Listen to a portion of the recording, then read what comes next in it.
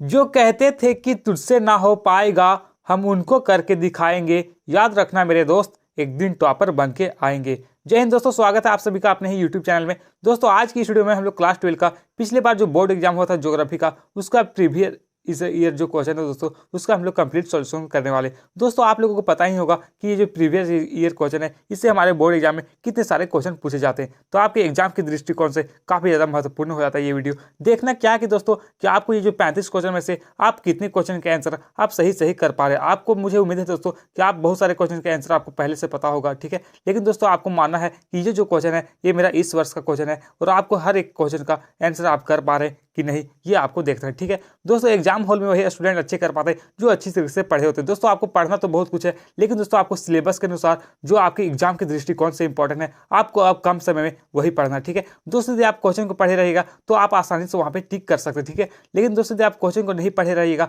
और वहाँ पे जैसे क्वेश्चन पूछ देता है तो लगने लगता है पता नहीं क्वेश्चन कहाँ से आ गया और इधर उधर पूछने के चक्कर में गलत हो जाता है। इसलिए दोस्तों आपको ऐसी गलती नहीं करना और अच्छी तरीके से पढ़ाई करना, ठीक है। तो चलिए बिना टाइम वेस्ट किए आज के सुपरफास्ट वीडियो को स्टार्ट करते हैं। क्या बोला दोस्तों कि मानव भूगोल के जनक कौन है। काफी आसान क्वेश्चन दोस्तों, ये जो मानव भूगोल है इनके जनक कौन है। दोस्तों मानव भूगोल के जो जनक है वो फ्रेडरिक रेजेल को जो दोस्तों मानव भूगोल का जनक कहा जाता है, ठीक है। दोस्तों ये जो फ्रेडरिक रेजेल है ये कहाँ के भूगोल वेता था, तो ये जो फ्रेडरिक रेजेल है वो जर्मन के भूगोल वेता ठीक है। तो कई बार क्वेश्चन पूछा जा सकता है कि फ्रेडरिक रेजेल किस देश के निवासी थे, तो जर्मन के, ठीक है। अगला क्वेश्चन क्या बोला दोस्तों कि मानव भूगोल मानव समाज तथा पृथ्वी के तल के बीच संबंधों का संश्लेषित अध्ययन है। यह कथन किसका है। दोस्तों ये जो कथन दिया गया कि मानव भूगोल मानव समाज तथा पृथ्वी के तल के बीच संबंधों का संश्लेषित अध्ययन है, ये जो कथन कौन सा भूगोलवेता के द्वारा दिया गया। तो दोस्तों ये जो कथन है वो फ्रेडरिक रेजेल के द्वारा ही दिया गया था, ठीक है। तो ऑप्शन ये राइट आंसर फ्रेडरिक रेजेल। दोस्तों मैंने आपको बताया कि ये जो फ्रेडरिक रेजेल है वो जर्मन के भूगोलवेता ठीक है। अगला क्वेश्चन क्या बोला दोस्तों कि फ्रेडरिक रेजेल किस देश के निवासी थे। यानी दोस्तों ये जो फ्रेडरिक रेजेल है वो कौन से देश से आए थे, कौन से देश से के निवासी थे। तो दोस्तों फ्रेडरिक रेजेल मैंने आपको बताया है पहले ही क्वेश्चन में कि ये जर्मन के एक महत्वपूर्ण भूगोलवेता थे। तो ऑप्शन ये बिल्कुल राइट आंसर हो जाएगा। दोस्तों यहाँ पे जितने भी क्वेश्चन बताए रहे ये सभी क्वेश्चन यहाँ से आपके बोर्ड में बहुत सारे पूछे जाएंगे, इसलिए सभी क्वेश्चन को आपको याद कर लेना है, ठीक है। अगला क्वेश्चन क्या बोल रहे दोस्तों कि निम्नलिखित में से कौन सा एक भौगोलिक सूचना का स्रोत नहीं है। यानी इनमें से कौन सा दोस्तों जो भौगोलिक सूचना का स्रोत नहीं। तो दोस्तों ये जो यात्रियों के विवरण इससे भी हमें कई जानकारी प्राप्त होती, प्राचीन मानचित्र से भी जानकारी प्राप्त होती, प्राचीन महाकाव्य से भी जानकारी प्राप्त होती, बट ये जो चंद्रमा से चट्टानी पदार्थ के नमूने इनसे हमें कोई भी जानकारी प्राप्त नहीं होता। तो ऑप्शन सी बिल्कुल राइट आंसर हो जाएगा, ठीक है।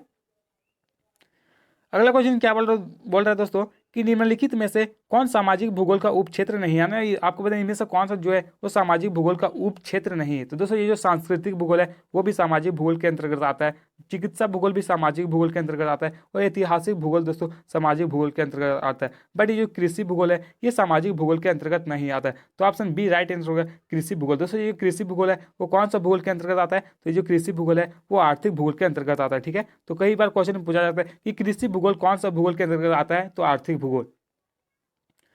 अगला क्वेश्चन क्या बोल रहा है कि विश्व में सबसे अधिक जनसंख्या किस देश की। काफी आसान क्वेश्चन दोस्तों, विश्व में सबसे अधिक जनसंख्या वाला देश आपसे पूछा जा रहा है। तो सबसे अधिक जो जनसंख्या दोस्तों वो चीन का है, ठीक है। तो ऑप्शन यहाँ पे बी राइट आंसर चीन। दोस्तों यहाँ पे 1 2 3 4 लिखा हुआ, लेकिन मैं आप लोगों को एबीसीडी बोलूंगा तो आप लोग समझ जाएगा, ठीक है।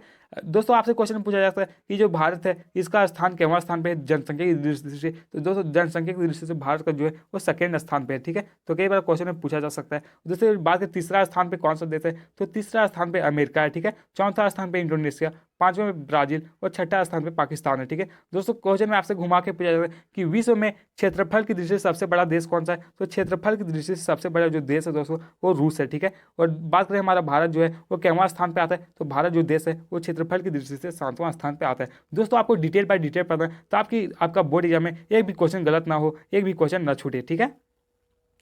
अगला क्वेश्चन क्या बोल रहा है कि निम्न में से कौन सा देश मानसून एशियाई के अंतर्गत आता है। और इनमें से कौन सा जो देश है दोस्तों वो मानसून एशियाई के अंतर्गत आता है वो आपको बताना। दोस्तों यहाँ पे जो राइट आंसर है वो हो जाएगा ऑप्शन बी इंडोनेशिया। जी तो इंडोनेशिया जो देश है वो मानसून एशियाई के अंतर्गत आता है, ठीक है।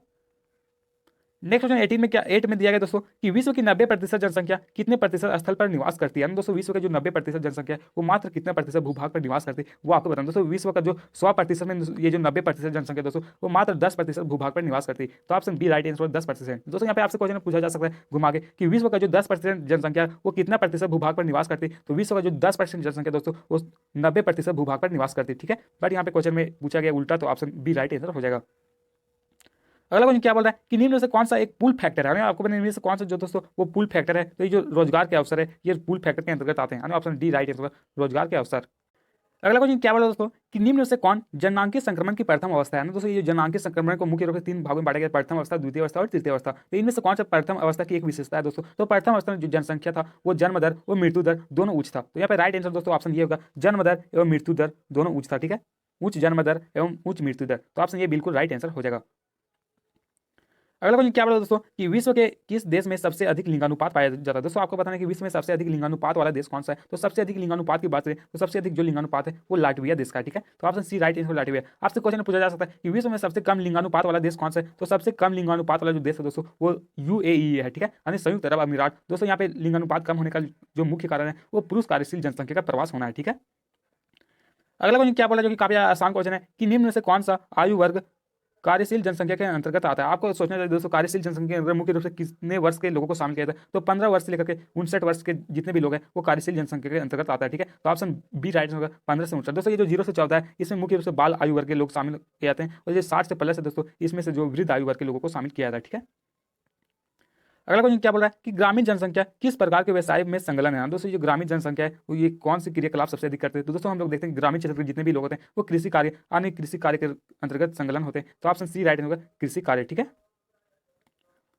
अगला क्वेश्चन क्या बोल रहा है कि भारत में किसी बस्ती को शहर कहलाने के लिए कम से कम कितनी जनसंख्या होनी चाहिए। दोस्तों भारत में कोई भी शहर है उसको कब कहा जाएगा तो वहाँ की जो जनसंख्या है वो 5000 से अधिक होगा तभी वह शहर के अंतर्गत कहा जाएगा। ठीक है, तो ऑप्शन बी राइट होगा 5000 से अधिक। दोस्तों यदि बात करें यहाँ पे क्वेश्चन पूछा जाएगा कि भारत में कितनी % जनसंख्या जो दोस्तों वो शहर कहलाने के लिए कितना जनसंख्या घनत्व होना चाहिए। तो 400 से अधिक जनसंख्या घनत्व होगा दोस्तों तभी वह शहर के अंतर्गत आएगा। और वहाँ की जो जनसंख्या है वो 75% से जनसंख्या अधिक जो है वो गैर कृषि कार्य में क्रियाकलाप में कार्यरत होना चाहिए। ठीक है, दोस्तों 75% अधिक जो जनसंख्या है वो द्वितीय तथा तृतीय क्रियाकलाप में कार्यरत होंगे तभी वह शहर के अंतर्गत आएंगे। ठीक है, अगला क्वेश्चन क्या बोल रहा है कि मानव विकास सूचकांक का प्रतिपादन किसने किया था। दोस्तों ये जो मानव विकास सूचकांक है इसका जो प्रतिपादन है वो डॉक्टर महबूब उल हक के द्वारा किया गया। ठीक है, कब किया गया दोस्तों तो 1990 ईस्वी में। ठीक है, ये जो डॉक्टर महबूब उल हक थे ये कहाँ के निवासी थे तो ये पाकिस्तान के थे। ठीक है, तो कई बार क्वेश्चन में पूछा जा सकता है कि डॉक्टर महबूब उल हक कहाँ के रहने वाले थे तो पाकिस्तान में। कब इन्होंने दोस्तों किया था तो 1990 ईस्वी में किया था। ठीक है, और ये दोस्तों ये जो अमर सेन है वो भारत के निवासी थे। तो क्वेश्चन में आपसे पूछा जाता है कि भारत में मानव विकास सूचकांक का प्रतिवेदन किसने किया तो अमर सेन, डॉक्टर अमर सेन। ठीक है, अगला क्वेश्चन क्या बोल रहा है कि जीवन प्रत्याशा क्या है। दोस्तों ये जो जीवन प्रत्याशा है ये क्या है तो लंबा एवं स्वस्थ जीवन दोस्तों जीवन प्रत्याशा का मुख्य आधार होता है। तो ऑप्शन बी राइट आंसर हो जाएगा। नेक्स्ट 17 में देखा दोस्तों कि विषुवत रेखीय प्रदेश में किस प्रकार के आर्थिक क्रियाकलाप किया जाता है। दोस्तों विषुवत रेखीय प्रदेश है इसमें मुख्य रूप से कौन से क्रिया किया जाता है वो आपको बताना। दोस्तों विषुवत रेखीय जितने भी प्रदेश है वहाँ पे मुख्य रूप से कृषि कार्य किया जाता है। ठीक है, तो ऑप्शन सी राइट होगा कृषि। अगला क्वेश्चन क्या बोला दोस्तों कि निम्न में से कौन सा घास स्थल अफ्रीका में स्थित है। इनमें से कौन सा घास स्थल जो है वो अफ्रीका देश में स्थित है वो आपको बताना। दोस्तों अफ्रीका की बात करें तो वेल्ड जो दोस्तों वो अफ्रीका देश में स्थित है। ठीक है, यहाँ पे पहले से टिक किया दोस्तों उस पर आपको ध्यान नहीं देना, जो मैं आपको बता रहा हूँ वही सही आंसर है। ठीक है, अगला क्वेश्चन क्या बोल रहा है कि ऑस्ट्रेलिया किस पशु के पालन के लिए विख्यात है ना। दोस्तों ये जो ऑस्ट्रेलिया देश है वो कौन सा पशुपालन के लिए प्रसिद्ध है। दोस्तों ऑस्ट्रेलिया के जो लोग हैं वो भेड़ का पालन सबसे अधिक करते हैं। तो ऑप्शन बी राइट आंसर भेड़। दोस्तों जिन भाई और बहनों ने चैनल को सब्सक्राइब कर लिया उन लोगों को तहे दिल से धन्यवाद, और जिन लोगों ने चैनल को सब्सक्राइब नहीं किया यार प्लीज चैनल को सब्सक्राइब कर ले, क्योंकि दोस्तों इस चैनल में क्लास 12 का फाइनल बोर्ड एग्जाम की तैयारी बहुत ही ज़्यादा बेहतरीन तरीके से करवाया जा रहा है। ठीक है, अगला क्वेश्चन क्या बोल रहा है कि भारत में किस भाग में झूम कृषि किया जाता है। दोस्तों ये भारत के किस भाग में झूम कृषि सबसे अधिक किया जाता है तो उत्तर पूर्वी भारत जो दोस्तों वहाँ पे सबसे अधिक झूम कृषि की जाती है। ठीक है, तो ऑप्शन बी राइट आंसर उत्तर पूर्वी भारत। अगला क्वेश्चन क्या बोल रहा है कि रोपण कृषि के अंतर्गत निम्न में से कौन सी फसल उगाई जाती है। दोस्तों इनमें से कौन सा फसल है जो कि रोपण कृषि के अंतर्गत आती है। तो ये जो दोस्तों चाय है वो रोपण कृषि के अंतर्गत आता है। ठीक है, तो ऑप्शन डी बिल्कुल राइट आंसर हो जाएगा चाय। नेक्स्ट वन क्या बोल रहा है कि किस फल को सुखाकर मुनका एवं किशमिश बनाई जाती है। काफी इंपॉर्टेंट है दोस्तों, कौन सा फल को सुखाकर जो है वो मुनका और किशमिश बनाया जाता है। तो आप लोगों को पता होगा दोस्तों अंगूर को सुखाकर जो है वो मुनका बनाया जाता है। ठीक है, मुनका और किशमिश बनाया जाता है। तो ऑप्शन बी राइट आंसर होगा अंगूर।